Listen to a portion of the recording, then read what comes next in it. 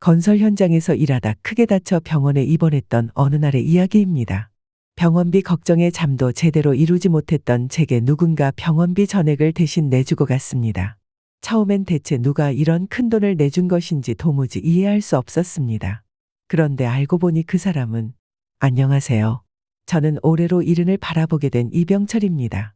제가 한때 주변의 모든 사람이 다 떠나고 인생의 깊은 외로움과 후회로 얼룩졌던 시간이 있었습니다. 그때가 바로 7년 전의 일이었는데요. 당시 저는 건설 현장에서 일하다 큰 사고를 당해 병실 침대에 눕게 되었었습니다. 천장을 바라보며 처음으로 이런 생각을 했습니다. 내 인생은 왜 이렇게 허망할까?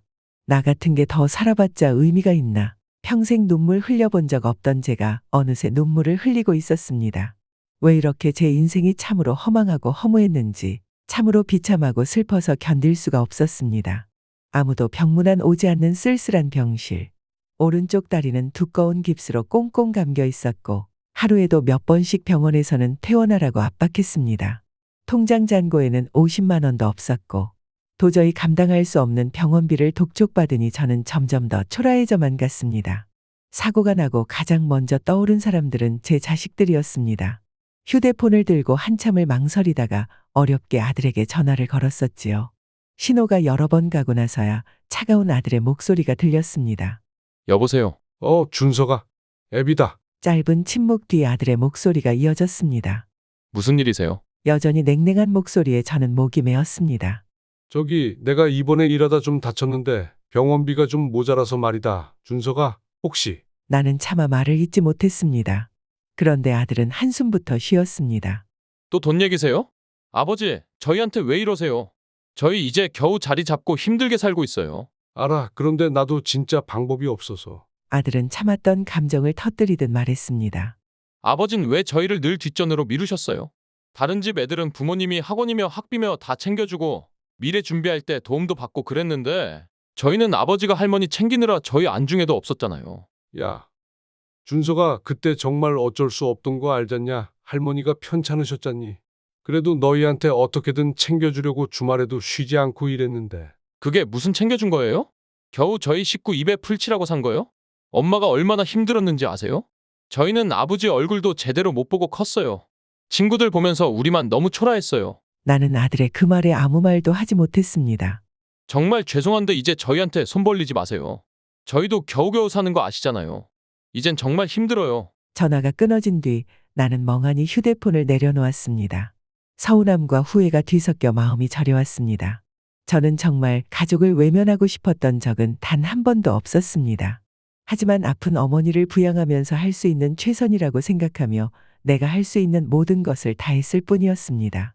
그렇게 아들과의 전화가 끝난 후에도 가슴속 깊은 서운함은 사라지지 않았습니다.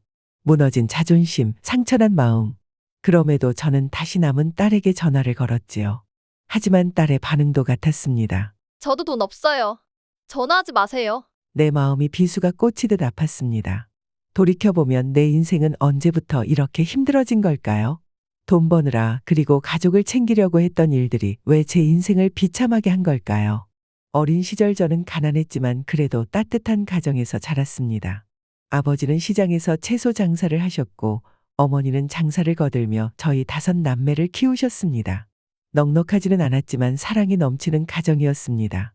하지만 고등학교 때 아버지가 갑작스럽게 돌아가신 후부터 모든 것이 무너지기 시작했습니다. 어머니는 깊은 슬픔에 잠겼지만 저와 동생들을 키우기 위해 악착같이 새벽 일찍 나가 일을 하셨습니다. 그런 어머니의 등이 얼마나 굽고 힘들어 보이셨는지 모릅니다. 장남으로서 어머니를 돕기 위해 저도 학업을 포기하고 일을 시작했습니다. 그 와중에 동생들 학교도 보내고 시집장가도 보냈습니다. 그러다 저도 우연히 좋은 곳에 취업해서 나름 그곳에서 열심히 일해 사장님한테 인정받고 승진도 했지요. 동생들 뒷바라지 하느라 늦었던 결혼도 30 후반에 할 수 있었습니다. 회사에 아는 분 따님과 선을 보아 늦은 나이에 아들과 딸을 얻었습니다. 그때만 해도 걱정이 없었어요. 동생들도 다 자랐고 다들 인생의 여유가 찾아오며 평안하게 지낼 수 있을 거라 생각했습니다. 하지만 갑작스레 어머니가 큰 병을 얻으시면서 큰 병원을 오가며 수술 여러 차례 오랜 기간 치료를 하셔야 하는 상황이 왔습니다. 막대한 병원비에 질린 동생들은 하나같이 나 몰라라 하며 연을 끊었습니다. 연락이 되는 동생들은 아무도 없고 어머니께 남은 자식은 저 혼자뿐. 얼마나 어머니가 힘들게 그 시절 저희 5남매를 키우신 줄 다 보고 자랐으니 저마저 어머니를 외면하고 싶지 않았습니다. 그런데 하필이면 그때 IMF가 터져 제가 일하던 곳이 문을 닫고 저는 한순간에 일자리를 잃게 되었습니다. 당시에 일자리를 구하기도 어려웠고 어떻게든 다시 경력을 살려 취업하려고 했습니다만 다들 경제 상황이 어렵다 보니 재취업을 하기가 힘들었습니다. 할 수 없이 저는 어머니 병원비와 가족들 생활비를 마련하기 위해 막노동에 뛰어들 수밖에 없었습니다. 어떻게든 저를 써주는 곳을 전전하며 일당을 벌려고 했지요. 몸 쓰는 일이 힘들고 고되었습니다. 하지만 달리 방법이 없었습니다. 높은 곳에 매달려 일하다 떨어질 뻔한 적도 많았고 무거운 자재에 깔릴 뻔한 적도 수없이 많았습니다. 매일 밤 온몸이 뻐근하고 아파왔지만 가족들을 생각하면 쉬는 것조차 사치처럼 느껴졌습니다. 주말에도 부족한 돈을 메꾸기 위해 일했고 가족들 얼굴 보기도 힘들어질 정도였습니다. 하지만 이렇게 열심히 일해서 병원비를 마련해도 어머니의 병은 계속해서 나빠지더군요. 버는 족족 병원비로 나가게 되었고 가족들 생활비마저 부족해지면서 아내도 나가서 일을 해야 했습니다. 당시 아내는 일도 하랴 자식들 돌보랴 그리고 저 대신 어머니 병원에 들러 간병까지 도맡아 했습니다. 자식들은 엄마도 아빠도 없는 텅 빈 집에 돌아와 쓸쓸하게 밥을 챙겨 먹었겠지요. 저도 너무 미안한 마음뿐이었습니다. 특히 아내에겐 죄스런 심정뿐이었죠. 그래서 아내가 일이라도 덜 할 수 있게 제가 2배, 3배로 잠 줄여가며 나가 일하려 했습니다. 조금만 고생하면 다 좋아지지 않을까 하고 생각했어요. 어머니는 큰 병원을 오가며 수술을 여러 차례 받고 상태가 심각해지면 입원하시기도 하고 요양병원도 오가며 병상에 누워 계시는 날이 많아졌습니다. 그런 어머니 곁을 지킨 것은 제 아내였죠. 아내의 심정이 얼마나 썩어 들어갔을지, 얼마나 힘들었을지. 하지만 저도 일하기 바빠 지쳐서 아내의 마음을 돌봐줄 여력이 없었습니다. 그렇게 애들이 중학교를 다니던 어느 날이었습니다. 15년을 참아온 아내가 결국 눈물을 흘리며 절규했습니다. 나 이제 이렇게는 더 못 살겠어. 우리 가족 희생하면서 어머님 간병하기에도 지치고 우리가 번 돈 다 어머님 병원비로 나가는 것도 힘들고 애들 먹일 돈, 학비로 쓰일 돈, 병원으로 나가는 것도 더 이상 못 참겠어. 당신 어머님 제발 좀 포기해. 나 죽는 꼴 보고 싶어. 여보, 내가 미안해. 하지만 알잖아. 어머니 저렇게 아직 살아계신데. 어떻게 자식된 도리로 포기를 해. 당신 동생들은 다 죽은 사람이야? 내가 당신이라면 당신 동생들 어떻게든 전국 방방곡곡 뒤져서라도 데려올 거야. 왜 어머니 아프신 걸 당신이 혼자 감당해야 해? 당신만 자식이야? 왜 우리 가족, 우리 애들이 다 피해를 봐야 하느냐고. 여보, 애들이 수학여행도 가고 싶은데 못 갔대. 돈 없어서 우리한테 돈 달라 하기 미안해서. 공부할 책 사는 것도 눈치 보면서 말 못하는 애들이야. 이렇게 살아야겠어? 당신 어머님 병원비를 내드려도 솔직히 가망 없으시잖아. 언제까지 우리가 죽을 노인네 때문에 고통받아야겠어? 제발 어머님께 산 사람 발목 좀 잡지 말라고 해. 제발. 뭐 죽을 노인네. 아무리 그래도 당신 말이 심하잖아. 왜 어머님 욕하니까 화가 나? 난 이 짓을 10년 넘게 하니까 아주 사람 사는 것 같지가 않아. 구멍난 항아리에 계속 미련하게 물만 퍼붓는 느낌이야. 당신 얼굴도 정말 지긋지긋해. 뭐라고? 제가 할 말을 잃은 사이 결국 아내는 견디다 못해 이혼 서류를 내밀었습니다. 나 혼자 애들 키울 테니까 어머님 부양은 이제 당신 혼자 해. 난 이제 더는 못하겠어. 엄마 노릇도 못하고 애들 얼굴도 못 보고 간병만 하다 죽기 싫어. 못 참겠어. 이혼하자, 우리. 그렇게 아내와 이혼한 뒤 아내는 애들을 데리고 집을 나갔고 저는 어머니를 혼자 간병했습니다. 아내와 아이들이 떠난 빈자리는 너무나 컸지만 그나마 어머니만은 저를 지켜주고 있다는 생각에 버텼습니다. 밤마다 병상에 누운 어머니 곁에서 저는 간절히 말했습니다. 어머니, 조금만 더 힘내세요. 제가 어떻게든 힘을 내볼게요. 그러나 어머니의 병세는 더욱 악화되어 갔고 혼자 벌어오는 돈으로 병원비를 감당하는 것은 불가능에 가까웠습니다. 일터에서 사고를 당해 다리를 절뚝거리면서도 쉬지 못한 채 일을 계속했습니다. 동료들이 혀를 차며 말했습니다. 형님, 그러다가 큰일 나겠어요. 좀 쉬어요. 하지만 저는 그럴 여유가 없었습니다. 결국 어머니는 오랜 투병을 마치고 어느 추운 겨울날 세상을 떠났습니다. 장례식장은 초라하고 적막했습니다. 아내와 아이들은 오지 않았고 나는 홀로 빈소를 지키며 끝없이 눈물을 흘렸습니다. 어머니를 떠나보내고 난 뒤 내 곁에는 이제 정말 아무도 남지 않았습니다. 집에 돌아와 불을 켜도 반겨주는 사람 하나 없었습니다. 텅 빈 집에서 라면 한 그릇을 끓여 먹으며 저는 비로소 인생의 가장 깊은 외로움을 느꼈습니다. 하지만 와중에도 돈은 벌어야 하기에 현장에 나가 일하다가 그만. 어머님이 돌아가신 지 1년 뒤 큰 사고를 당하게 되면서 병원 침대에 눕게 된 거죠. 주변에는 나를 찾아오는 사람도 없고 병원에서 들리는 건 미납된 돈을 내라는 차가운 독촉뿐이었습니다. 병실 창밖으로 흐릿하게 보이는 하늘을 바라보며 나는 인생의 끝없는 허무함을 느꼈습니다. 병원비는 어떻게 하지? 그러다 어느 날 병원으로부터 놀랄만한 이야기를 듣게 되었습니다. 이병철님, 병원비 다 처리되었어요. 웬 젊은 남자분이 오셔서 대신 내고 가셨습니다. 예, 젊은 남자분이요? 그게 누굽니까? 혹시 제 아들이 왔습니까? 아드님 성함이 어떻게 되시는데요? 이준석입니다. 아드님은 아니시네요. 김도윤이라고 적혀 있는데요. 아시는 분이신가요? 김도윤? 그게 누구지? 아무리 생각해도 모르는 이름이었습니다. 저는 당황해서 혹시 그분의 연락처를 주실 수 있느냐고 물었습니다만 잠시만요. 잠깐 원무가 직원 목소리 뒤로 누군가와 작은 대화가 오가더니 김도윤님이 지금 면회 오셨거든요. 병실에서 기다리세요.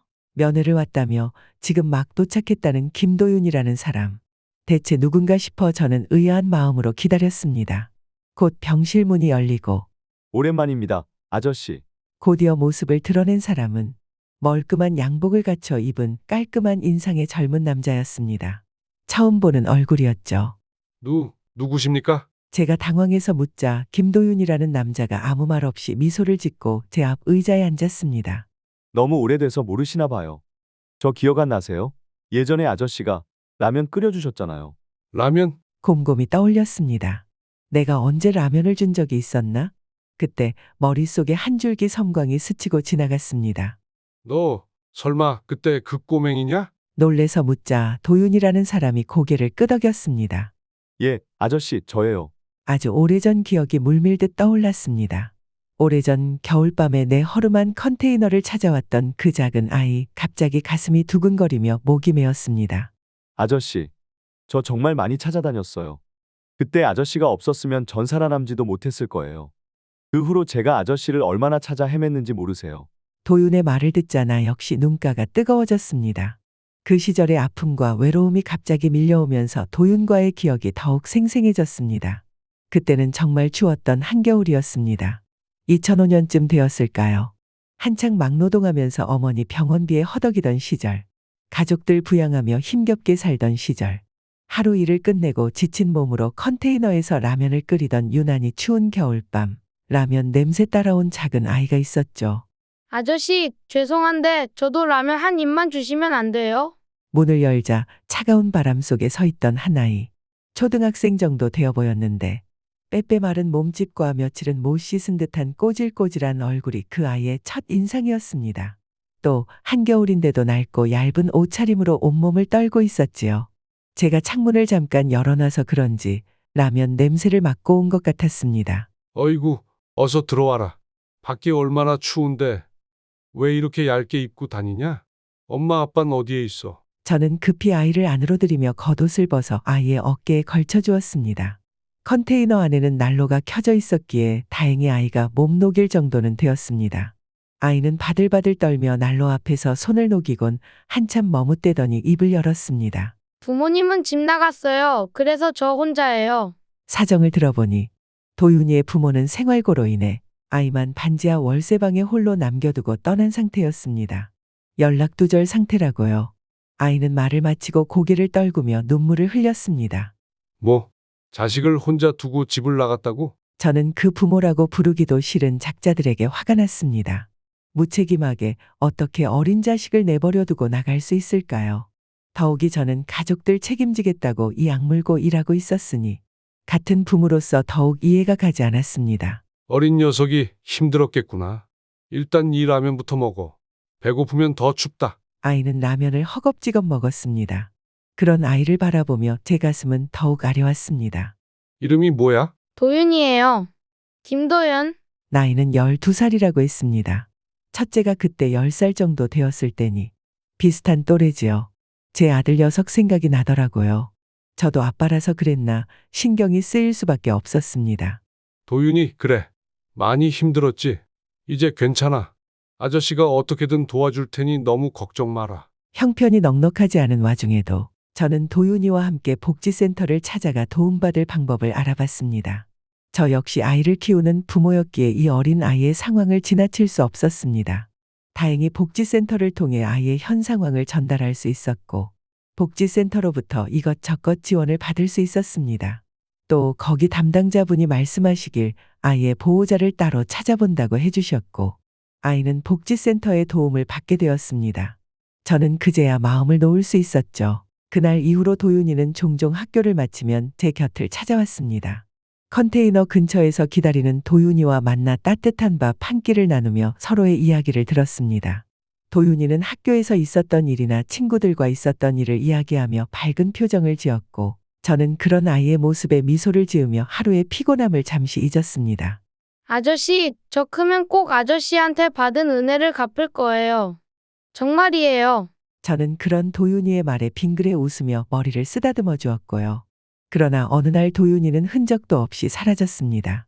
저는 놀라서 복지센터에 전화를 했지만 당시 담당자분이 퇴직하셨다 했고 도윤이는 다른 곳에 인계됐다고만 답변해 줄 뿐이었습니다. 더는 개인정보라며 알려줄 수 없다고 하더군요. 다행이라는 생각이 들었지만 한편으로는 아쉬운 마음이 가득했네요. 그래서 잘 지내겠지 하고 어쩔 수 없이 그렇게 시간을 흘려보내며 도윤이도 제 기억 속에서 점점 희미해졌지요. 그랬던 도윤이가 어른이 되어 지금 제 앞에 서 있었습니다. 저는 놀라움과 반가움의 말을 잇지 못하고 그를 바라보기만 했습니다. 아이고, 그래. 어떻게 된 거냐, 도윤아? 도윤이는 잠시 입술을 깨물며 망설이다가 천천히 입을 열었습니다.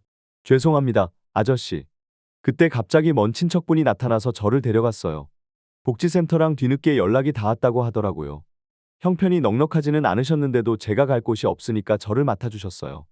아저씨께 인사드리고 싶었는데 갑자기 이사를 가게 되어서 연락도 못 드리고 떠난 거예요. 그래서 연락 한 번 없이 그냥 사라졌던 거구나. 그래도 좋은 친척분이 맡아주셨다니 다행이다. 제 말에 도윤이는 씁쓸한 표정을 지었습니다. 제가 고등학교 졸업하고 나서 돌아가셨어요. 아직 보답도 못 드렸는데 장례 치르고 나니 더 아저씨 생각이 나더라고요. 도윤이는 깊은 숨을 내쉬며 말을 이어갔습니다. 저 그때 아저씨 도움 덕분에 끝까지 포기하지 않고 열심히 살 수 있었어요.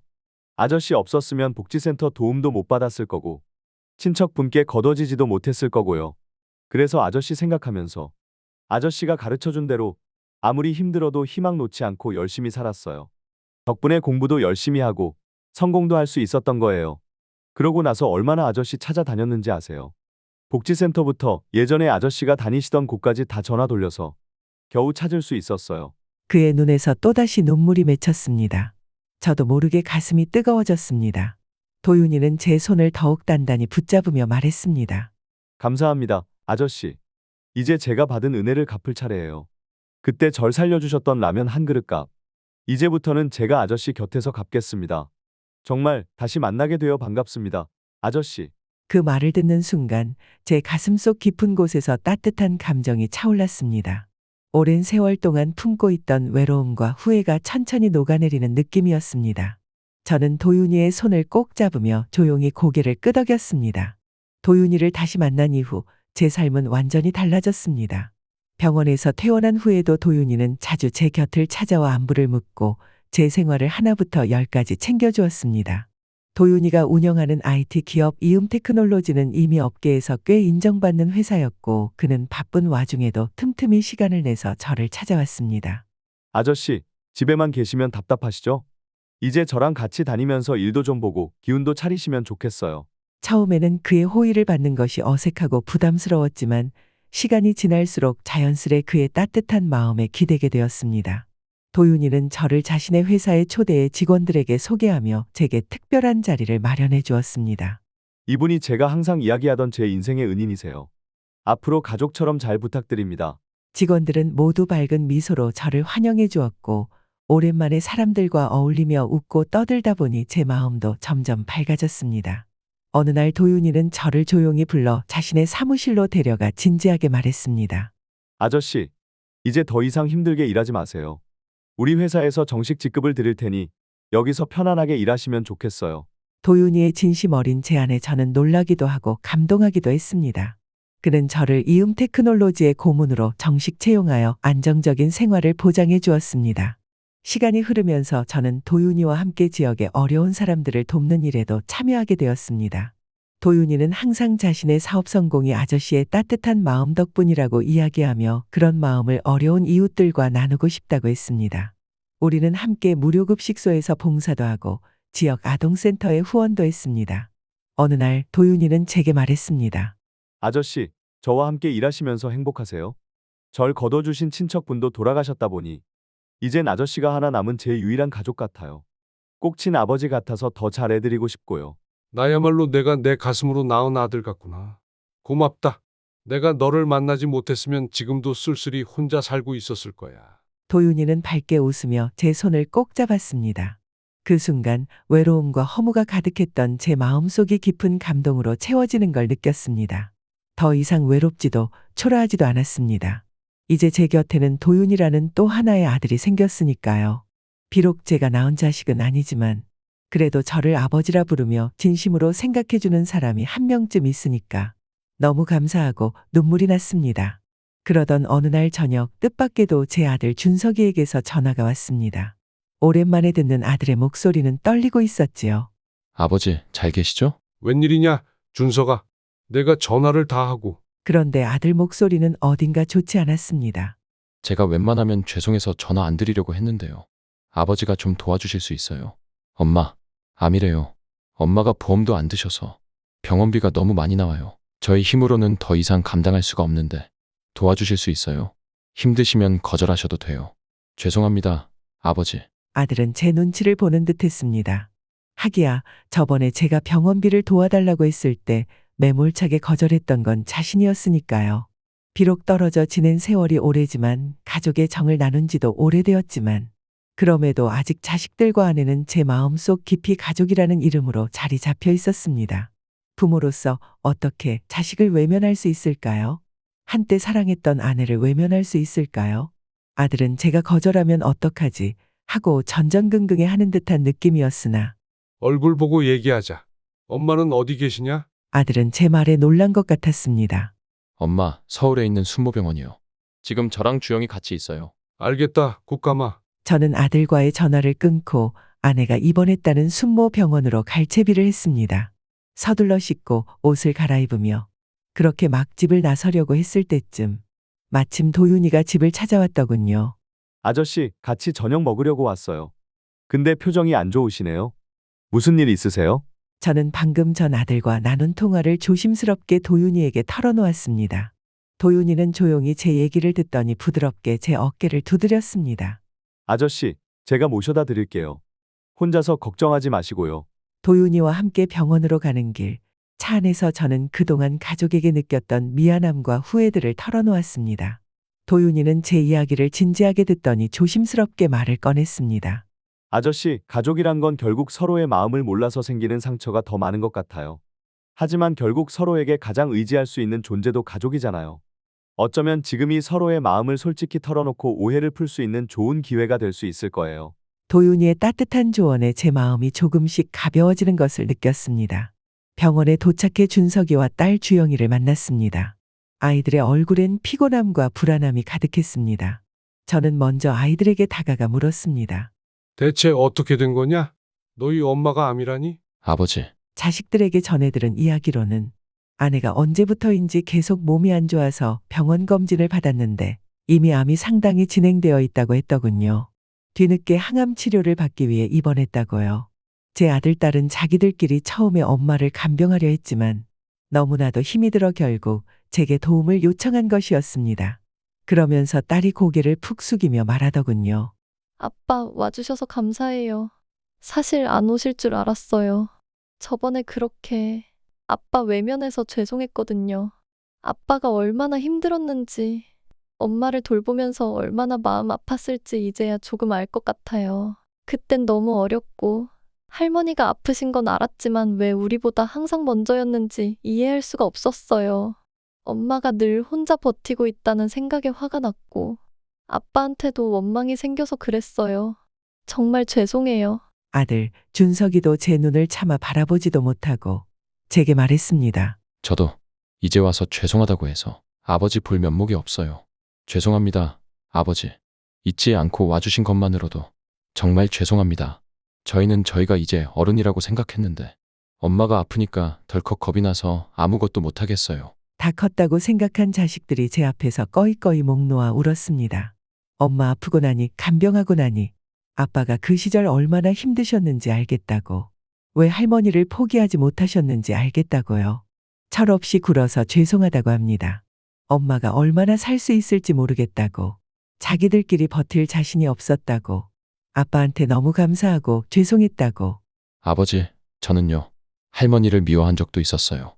그랬던 저 자신이 너무 싫었지만 어린 마음에 왜 우리 가족은 항상 힘들어야 하나, 왜 친구들처럼 부모님과 편하게 웃을 수 없나 원망만 쌓여갔어요.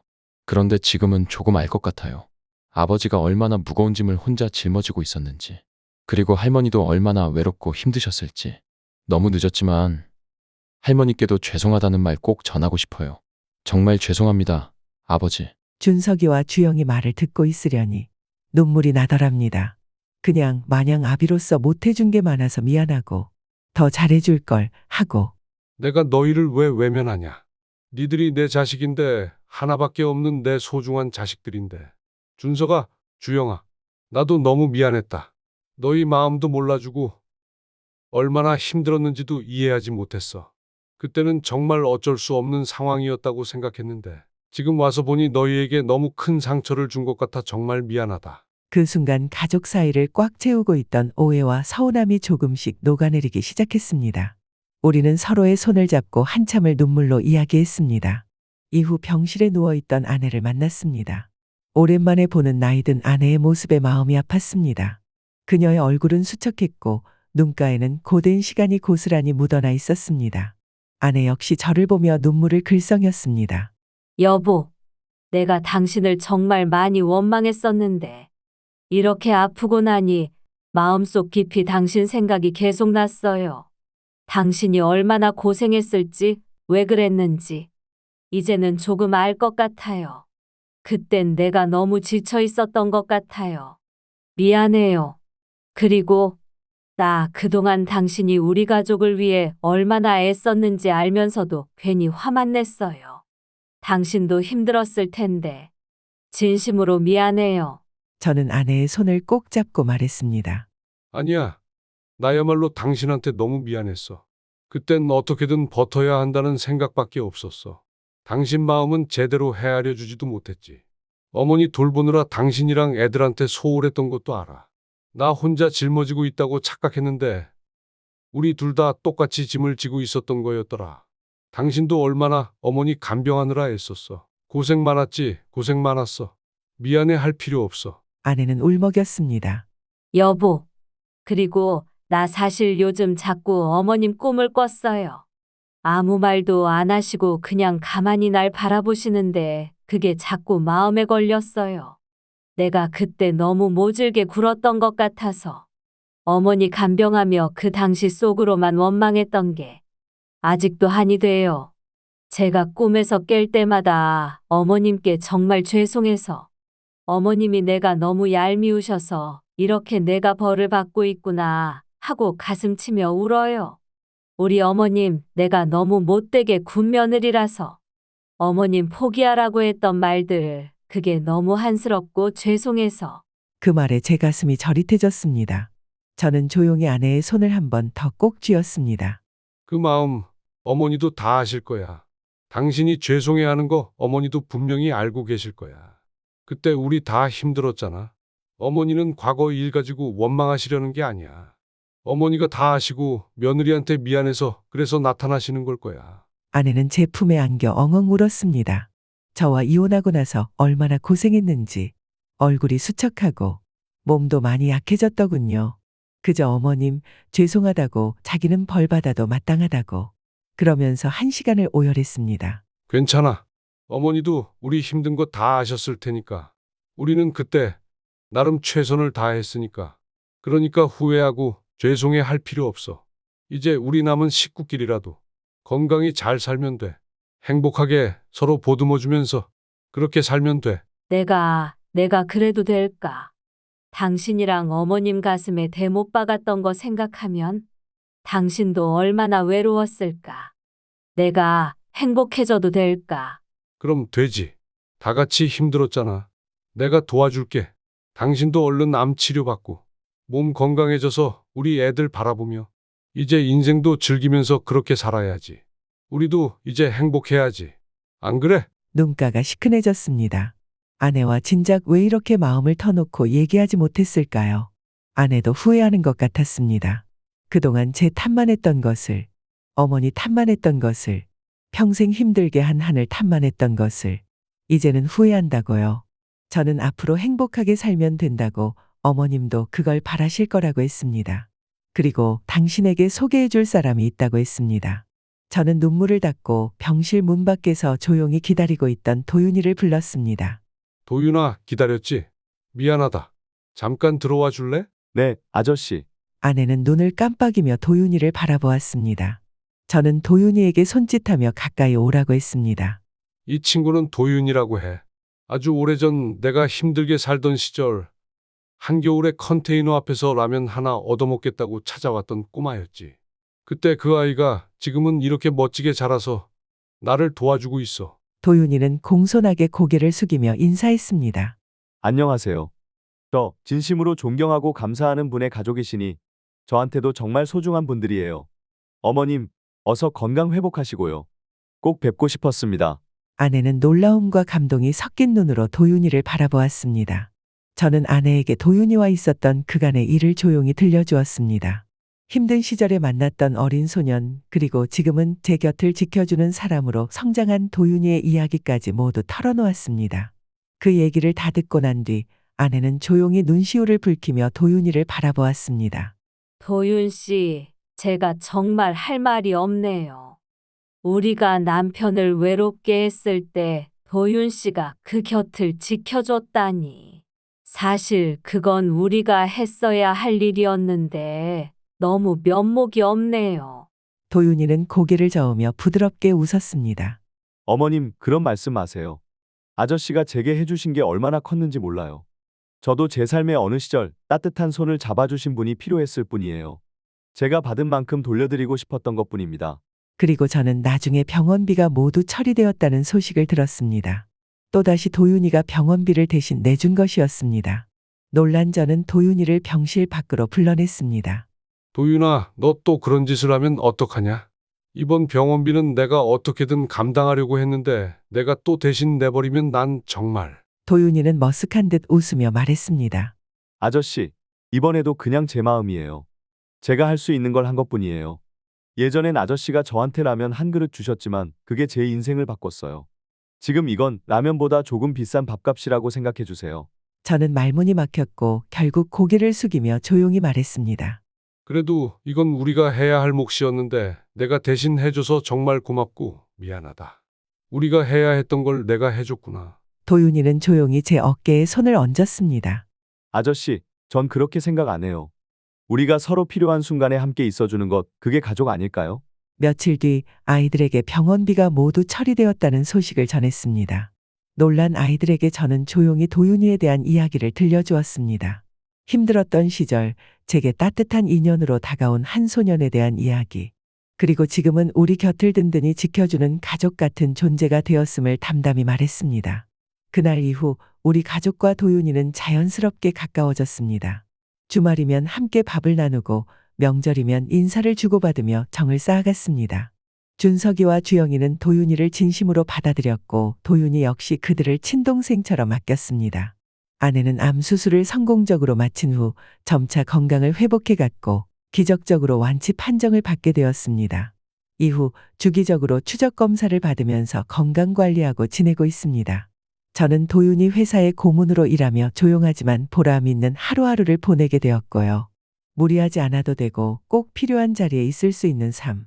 처음 느껴보는 평온함이었습니다. 어느 봄날 우리는 가족 모두가 함께 어머니 산소를 찾았습니다.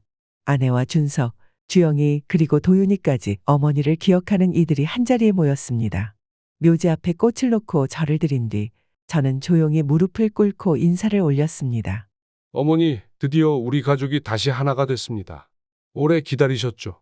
이제 앞으로 자주 찾아뵐게요. 아내도 눈시울을 붉히며 인사를 드렸습니다. 어머님, 죄송했어요. 더 자주 찾아뵙지 못했던 게 늘 마음에 걸렸어요. 꿈에 나오실 때마다 죄스러웠는데 이제라도 이렇게 인사드릴 수 있어서 감사해요. 아내에게 어머니는 딱 마지막으로 한번 찾아오고 더는 모습을 나타내지 않으셨다고 하더군요. 마지막으로 찾아오셨을 때 아주 곱디 고운 한복을 차려 입으시고 생전 곱고 말끔한 모습으로 오셔서 그저 아내를 보고 환히 웃고 그러고 떠나셨다고 하더라고요. 그 얘기를 들으니 왜인지 어머니도 이젠 저희 가족을 용서해 주시는 것 같아서 고생했다고 그간 고생 많았다고 해주신 것 같아 눈물이 나더군요. 제 아이들도 할머니께 너무 죄송했다고 그렇게 가슴속 죄스러움을 모두 풀었습니다. 마지막으로 저는 어머니에게 도윤이를 소개했습니다. 어머니, 제가 가장 힘들 때, 외로웠을 때, 제 곁을 지켜준 아들 같은 도윤이에요. 우리한테 얼마나 복덩이인 줄 몰라요. 어머니가 보내주신 손자 맞죠? 우리 도윤이도 예쁘게 잘 봐주세요. 어머니. 도윤이는 말없이 절을 올린 뒤 조용히 말했습니다. 함께 할 수 있어서 영광이에요. 앞으로 이 가족과 함께 따뜻한 날들을 만들어 가겠습니다. 지켜봐 주세요. 그날 이후 우리는 계절이 바뀔 때마다 어머니 산소를 찾았습니다. 함께 웃고 함께 나누며 조용히 서로의 삶을 곁에서 지켰습니다. 그렇게 우리는 진짜 가족이 되었습니다. 오늘 이야기 어떠셨나요? 누군가의 평범한 삶 속에도 이렇게 깊고 따뜻한 인연이 숨겨져 있을지 모릅니다. 가족이라는 이름으로 얽히고 설킨 관계들 사이에서 때로는 진짜 가족보다 더 깊은 마음을 나누는 사람이 나타나기도 하죠. 어쩌면 우리 곁에도 이런 도윤이 같은 사람이 있었는지도 모릅니다. 혹은 우리 스스로가 도윤이 같은 존재가 되어줄 수도 있고요. 긴 이야기 함께 들어주셔서 감사합니다. 다음 시간에도 당신 마음을 조용히 두드릴 한 편의 이야기로 다시 찾아올게요. 포근한 하루 보내세요. 꽃순이 라디오였습니다. 라디오였습니다. 라디오였